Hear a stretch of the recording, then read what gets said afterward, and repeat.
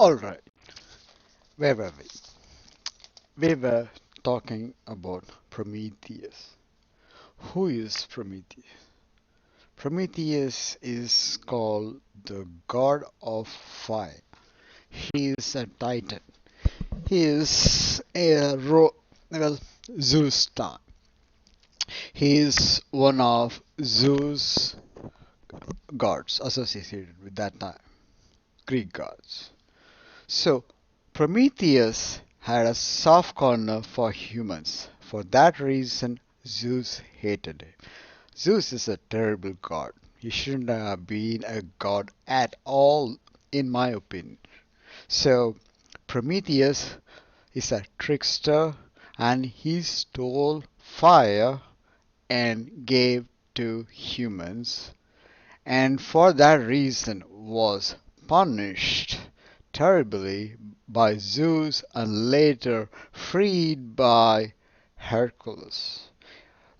Zeus punished him to being chained on a rock and have his immortal liver being eaten alive by an eagle every day, only for the liver to grow back again at night, and then the eagle to come back next year, and it went on for a few years. So that's how much Prometheus took in for humanity. I'm the next Prometheus, and I have stolen the nectar of the gods. The nectar of the gods is supposed to have been churned in the ocean of milk in the Hindu mythology. So the ocean of milk is uh, the ocean of milk. It was churned by Mount Mandara, and it is told that initially there was poison that was consumed by Shiva, and then the rest of the nectar was stolen by the gods and left the demons out, and they stole it from the demons. The demons are really pissed. But anyway, that's what I've stolen. Now you have a chance to become God. Won't you take it? It's for free. I'm going to give it to you. I'm going to show you how to find it. So let's start with my personal spiritual experience. This is going to be a little bit of slow talk. We have to build the foundation and the basics of how we can get this done. This is like a spiritual journey. So you have to be associated with the terms associated with spirituality like God, self, ego, existence, and all these things, and what these things are in reality. So, my personal spiritual experience is being sort of up and down.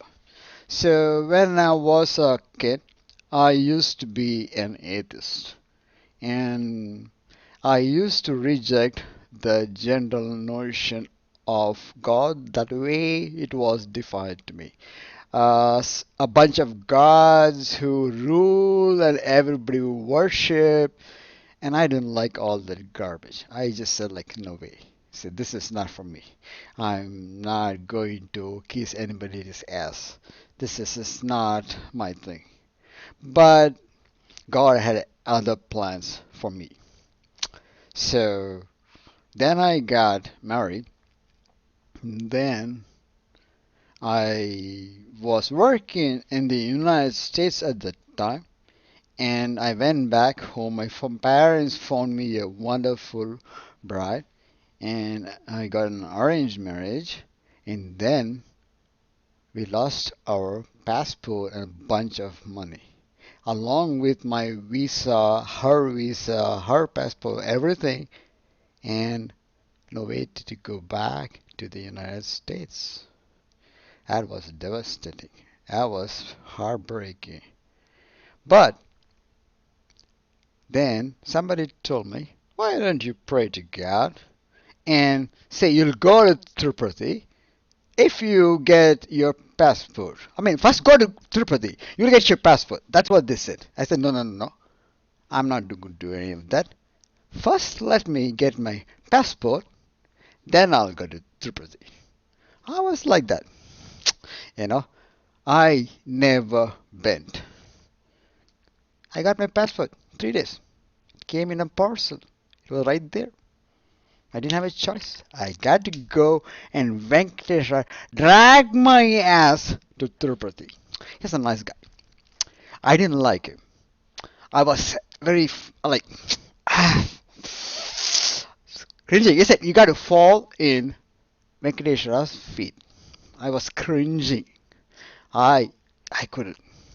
I just couldn't do it. But finally I did it. Because once, as I said, one time, that's it. Let me alone. That's it. Okay, fine. Thank you. Thank you for everything. Okay? And that's it. Done. But then things changed. I got different problems. Then I went to rock bottom. That's it. And then I got stood up. Meditation helped me, got me back to my leg, and my spiritual journey has been great after that. It started getting better. Meditation got things back under control. And then my understanding of God changed. But still, for the longest period of time, falling in God's feet was cringe for me. My ego. My people in my family don't even consider me religious for that specific reason. But I didn't want the relationship with God as God. And then I started reading the Gita a little bit more, and then there was there that said, I'll be anything to you. Okay, that opened my eyes. So, he said, I will be anything to you. You don't have to look at me as God. You can look at me as a brother. You can look at me as my father. You can look at me as anything. I will even be your servant if you choose to treat me so. That suddenly opened my eyes and said, something is wrong in everything that's been told about him if this guy is this enlightened. So then I started getting into his mind.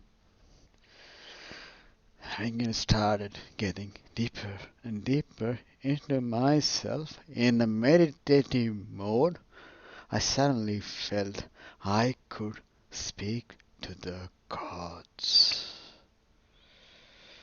I could hear them answer back to me.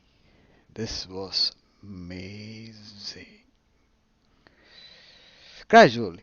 Anyway, my perception of God is just like the way everybody here looks at this thing.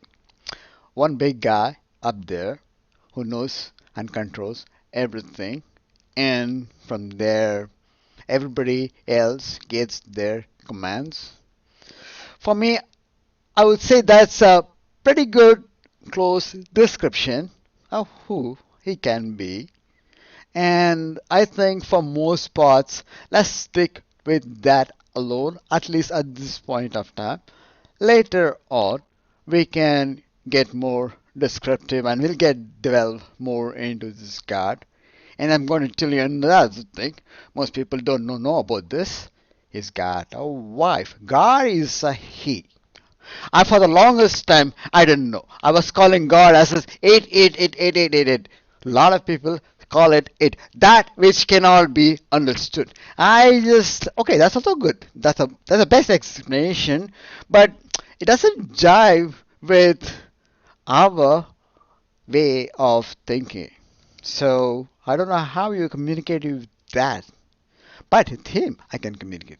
So I think him is a good thing, and him also must have a her. Otherwise, there is a symmetry that's missing here, and there is a her as well. So there's a her. The her is also referred in Christianity as the Holy Spirit. In Hinduism, her is the Shakti. Her is Shakti in Hinduism. And practice Christianity, I'll say her is Mary Magdalene. That's my way of looking at it. And everywhere else, I am always sure that there is a pair, a female and a male energy working together as a pair to procreate. That's existence. Okay. My understanding of the self. I am just basically a vehicle for his experience. So he holds the intellect, she holds the power. The combination of that creates consciousness. One drop of it is me. Of the infinite ocean of consciousness, I'm just a drop. And that's me. So I'm just a drop in the ocean of consciousness, and I am used as a vehicle for his experience to be projected in this world called the universe. So I am his projection. I am a form of his projection, like one pattern of a kaleidoscope. So a kaleidoscope has multiple patterns. I'm just one pattern. That's all I am. Every pattern out there is a form of him, just him. So my understanding of the ego is that it is something he has given to us just to mess with us. That's it. Ultimately, that's all. But many people look at it in different ways. I know God personally. I know Him so personally. I can tell you this is all just His fun. He makes us think that we are doing everything. See, that's His fun. He just wants to make us believe that we are the doers and we are the thinkers. That's what he wants to think. So and he's having fun. So we are all like, I'm doing it. Hey, we are all doing it. I'm the guy who's thinking, hey, that's his idea. No, no, no, that's my idea. No, no, no, you stole it from me. No, no, no. That's not what's happened. He is the guy who is the puppeteer pulling all the strings while we are having fun. He's having fun while we are thinking we are just doing all these things. That's why he's given the ego. So, what is talking to you is just the ego. The me doesn't talk. If the ego is controlled, then I won't be talking. If I am talking, the ego is not controlled. However, there is a compromise. The compromise is that ego can talk the ultimate truth as it sees it. That's a lot about the personal truth and also about the universal truth the way it sees it. The personal truth is me, this drop of ego in this ocean of consciousness, and the ultimate truth is him who controls everything.